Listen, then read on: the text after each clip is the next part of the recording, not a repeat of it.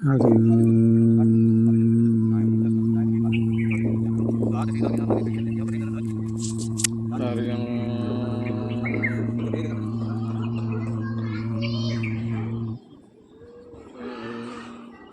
श्री हरि शिव हरि शिवानंद और खुद खुद के भीतर नाही,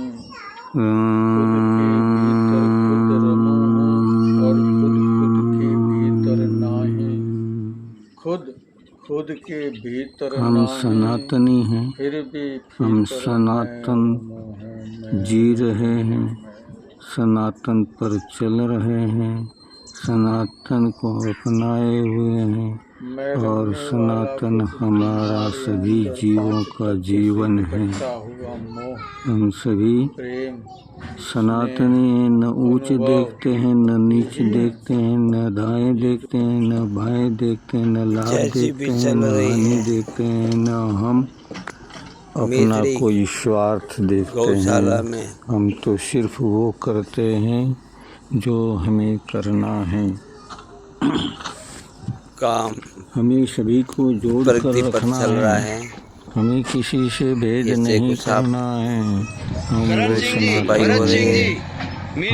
झाड़ियों के बीच में मिश्री गौशाला हमारे गुरु महाराज सभी को सफाई हो रही है। झाड़ियों में नीचे जैसी भी चल रहा है,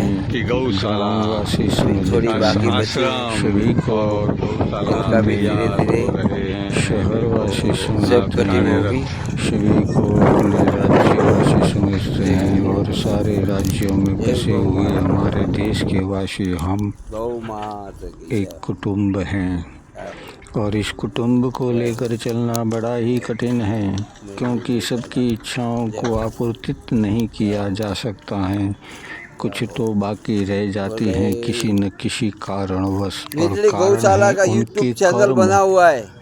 न कि तुम न हम, मिठड़ी गौशाला का यूट्यूब चैनल बना हुआ है। वही कुछ बाकी रह जाता है। चैनल के माध्यम से भी आप करना होता है यूट्यूब पर देख सकते हमें हो। पूर्ण करके इस संसार के अंदर इस जीव को, कंसा जी जो 184 से भटकता अभी हो रहा है, पृथ्वी पर चल रहा है कार्यक्रम। है। बोले गौ 184 भटकता अब मनुष्य जन्म देह में आया है और उसमें भी गौशाला का यूट्यूब चैनल बना हुआ है। यह चोला पाया है। गौ ब्रह्मांड गौ लोक है, यानी अज्ञानी यूट्यूब पर ढूंढने पर मिलेगा। गो जियो ब्रह्मांड झूठ पर चलने वाले, अपना स्वार्थ देखने वाले, गो ब्रह्मांड गौ लोक सिर्फ सोचने वाले, ये सारे ही तो शूद्र हैं।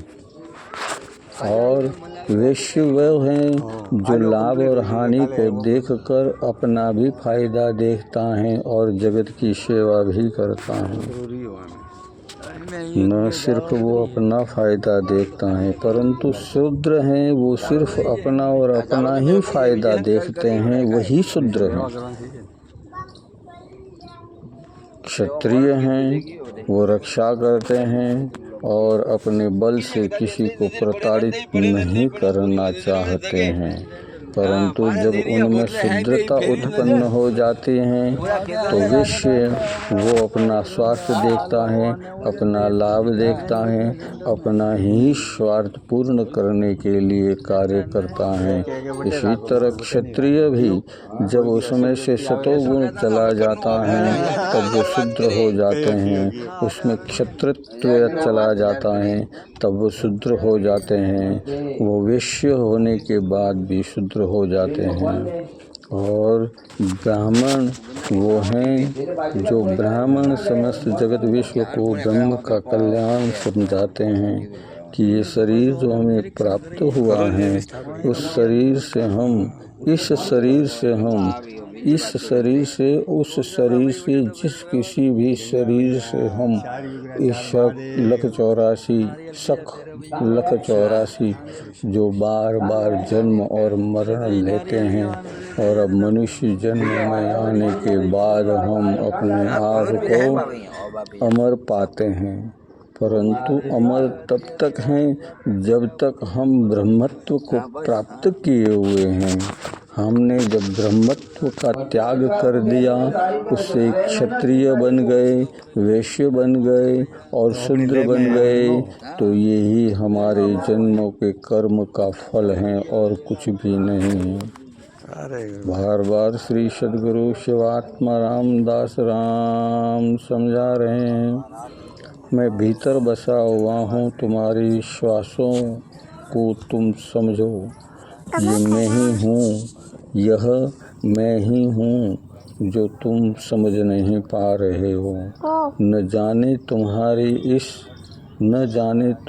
इस अहंकार की वशीभूत होकर तुम मुझे कब त्याग दोगे। तुम्हें कुछ भी खबर नहीं है। तुम ब्राह्मण बनो, ब्राह्मण ब्रह्म तत्व जाना इति ब्राह्मणा, चाहे वो किसी भी योनि में जन्म लें, जैसे इंद्रज, पिंडज, उष्मज और स्वेदज, ये 4 प्रकार की योनियां हैं। उसमें मनुष्य, पशु, प्राणी, पंछी, सारे ही विश्व के सभी जीव आ जाते हैं और इसी के साथ वो चलते हैं जो अपना अपना कर्म है। मनुष्य का कर्म था फलाहार करना, शाकाहार करना, क्योंकि वो पशुता से तो आया है, क्योंकि वो शूद्रता से तो आया है, क्योंकि वो बार बार इस जन्म से पहले भी कई कष्ट भोग कर, जैसे आदिवासी बना, उसने मांस खाया, उसने शिकार किया, उसने खेती की, उसने इसको समझा और इस अन्न में अमृतत्व तत्व पाया कि जो शरीर को सतोगुण प्रदान करता है। परंतु अब हम सभी देख रहे हैं, अनुभव कर रहे हैं, कुछ लोग ऐसे हो गए हैं जो ब्राह्मण हैं, क्षत्रिय हैं, वैश्य हैं और शूद्र हैं, और चारों ही शूद्र हो गए हैं, जिसे कलियुग कहते हैं। कलियुग का अर्थ है जिसे चारों ही वर्णों को परास्त कर दिया है। और समझ में आए तो समझ लेना, न समझ में आए तो समझने के लिए प्रयत्न करना कि हम मनुष्य जन्म देह में क्यों आए हैं, हमें क्या प्रयोजन से ये शरीर प्राप्त करवाया गया है।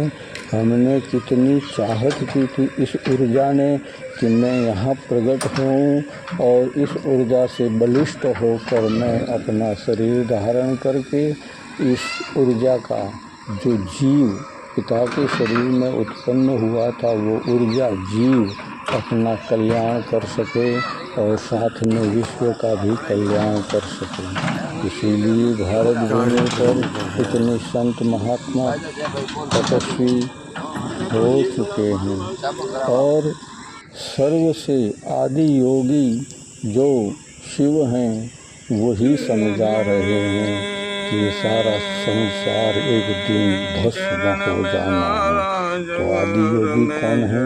आदि योगी मैं वही चेतना हूँ, तुम वही चेतना हो, ये वही चेतना है, वो यही चेतना है कि वो आदि योगी पिता के शरीर में उत्पन्न होने वाली योग ऊर्जा है।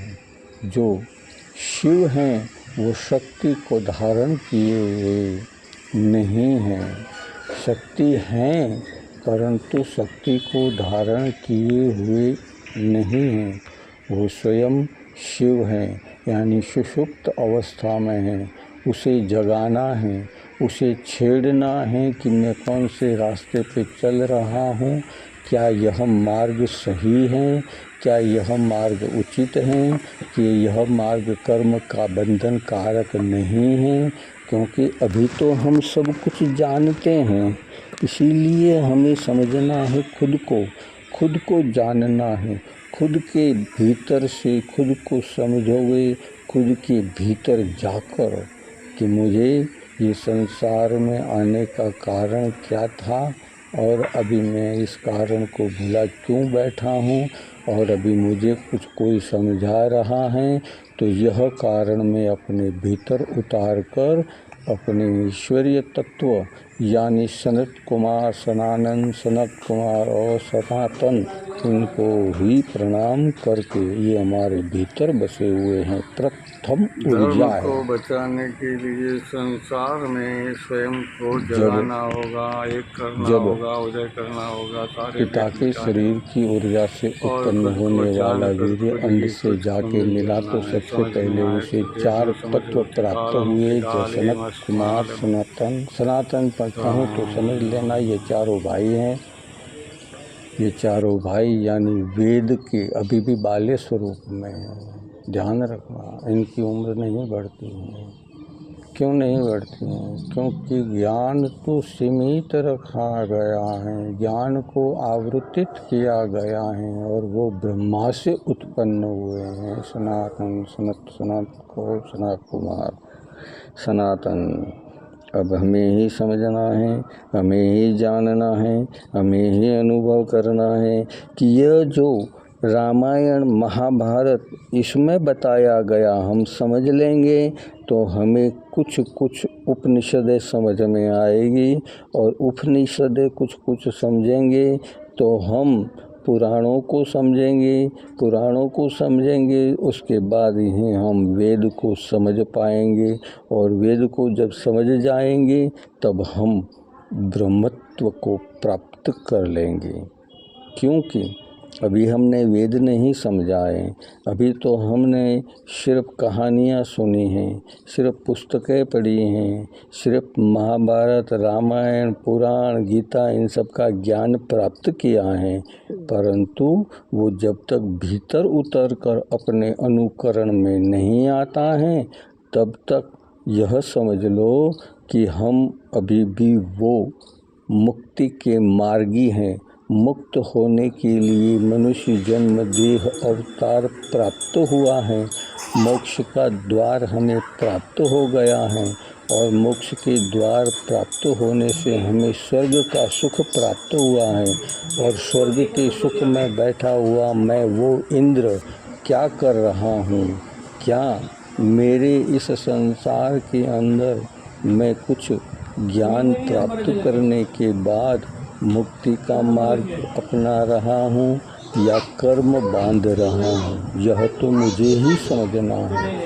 किसी और के समझाने पर अगर समझ आ जाता है तो भी अच्छा है, देख कर समझ आ जाता है तो यह अति अच्छा है, और अगर स्वयं भीतर अनुभव किए हुए उस गए जन्मों के सारे ही कर्मों को स्पर्शित कर दें, स्मृति करें। इसीलिए कहा है ने प्राणोक्त, प्राण में क्या है? श्रुति है, स्मृति है, प्राण उक्त हैं, यानी उसमें से पाई हुई निचोड़ युक्त ऊर्जा है, वही हमारे जीवन को सनो यानी धीरे सनातन यानी हमारे मूल तत्व की तरफ ले जा रही है। और जब हम सनातन को प्राप्त कर लेंगे तो ब्रह्मत्व प्राप्त अपने आप हो जाएगा, क्योंकि आप जानते हैं जन्म से ही सनातन ने आशीर्वाद और श्राप दोनों दिया है। फिर बाकी है और कुछ करने की ज़रूरत नहीं है। मानव बनना है, सनातनी बनना है। सारा विश्व मेरा परिवार कुटुंब है, मेरा कुटुंब है, उसको परिवार बनाना है। पहले तो मेरा परिवार के बाद कुटुंब के बाद गांव, शहर, शेरी और शेरी, गांव, शहर, उसके बाद हम राज्य और उसके बाद हमारा भारत।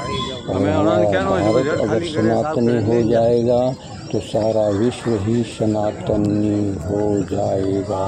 इसमें जरा भी नील लेख नहीं है। समझना हो तो समझ लो, नहीं समझोगे तो कैसे कर समझाऊं। अब वो समझना तुम्हें है। गुरुदेव ने मुझे समझाया, मैं समझा, इसीलिए इस मार्ग को अपनाया है। मुझे मालूम है इस मार्ग में अड़चनें ज़्यादा हैं, मगर मैं उस मार्ग पर चलता जाऊंगा तो ईश्वर स्वयं उस अड़चनों को हटाते चले जाएंगे, क्योंकि मुझे पूर्ण रूप से विश्वास है, इस बात की पूर्ण श्रद्धा है कि कोई किसी का गलत कर नहीं सकता, क्योंकि सारे ही संबंध ऋणानुबंध हैं। सारा ही जगत अपने अंदर ऋणानुबंधों से घिरा हुआ है। सारा विश्व एक दूसरे की ऋण